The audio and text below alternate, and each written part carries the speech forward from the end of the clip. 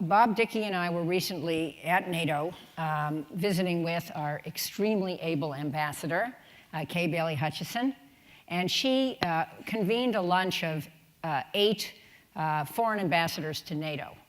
And what came through is, to me, is a view they have that this is a zero-sum game. As the United States focuses on problems around the world, like urgent problems, and you cited many of them, like North Korea and Iran, it will pay less attention to Europe. I thought that your speech made the point that this is not a zero-sum game, that if a strong Europe stands with us, we are stronger together to face the tough problems around the world that are also developing blowback to Europe. Am I right? Was that the elevator pitch? Well, that is the message that I'll be taking next week, that just as the last 100 years, I think, have proven, we view the current times we're in similarly, that the United States cannot alone confront all of these threats. They are so widespread, and they are also so interconnected. You can pick any one of the threats that I went through, and you will find points of connection between every one of them in some form or fashion, whether it's a Russian involvement, a China involvement, an Iranian involvement, Islamist terrorism involvement. But we are confronted with a particularly complex time in our world of dealing with threats to our civil society. And we're only going to prevail against those threats with continuing to use our allies, the strength of our allies. And one of the things the United States is blessed in our foreign policy and in our national security posture is we have many allies all over the world. And those alliances were forged in shared blood and shared sacrifice. Unlike many of our adversaries who can count their allies on less than all the fingers on one hand, because they didn't forge those alliances through those shared sacrifices, nor are they forged through shared ideals. So I think what we're recognizing and promoting is the strength of these historic alliances, which I think over some period of time, perhaps since the end of the Cold War, we lost our way a bit in some of these relationships.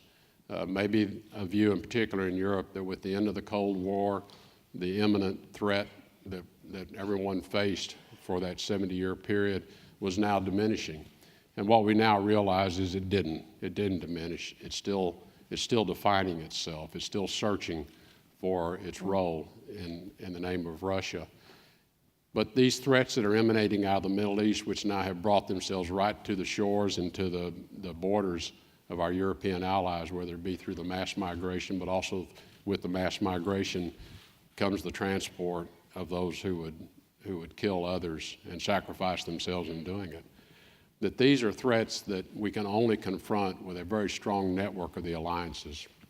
And so it is really, in some respects, it's a recommitment, but it's also a redefinition of what this alliance means.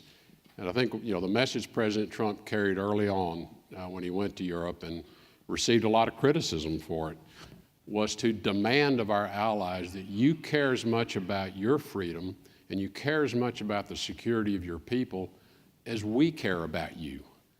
And when you looked at the commitments that the U.S., the sacrifice that the U.S. makes in terms of not just the taxpayers' dollars, but our own men and women in uniform, the commitment we've made seemed to be a little out of balance. And I think the President was just sending the message that we're committed to this alliance. You have to get committed. You need to get as committed to it as we are. And I think what I've heard and I've had a lot of dialogue with European counterparts, that message has resonated. And we're seeing it in the commitments to NATO, commitments to defense spending, a recommitment of personnel.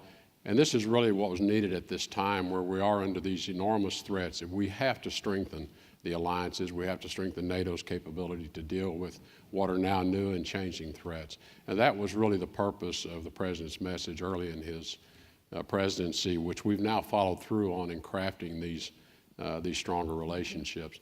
We have more work to do, but I think our message to Europe is nothing has changed in terms of our commitment to you. Nothing from that time we made that decision 100 years ago to enter World War I in your defense. Nothing has changed fundamentally. The same values that bind us are still there. Thank you. Let's keep that strong.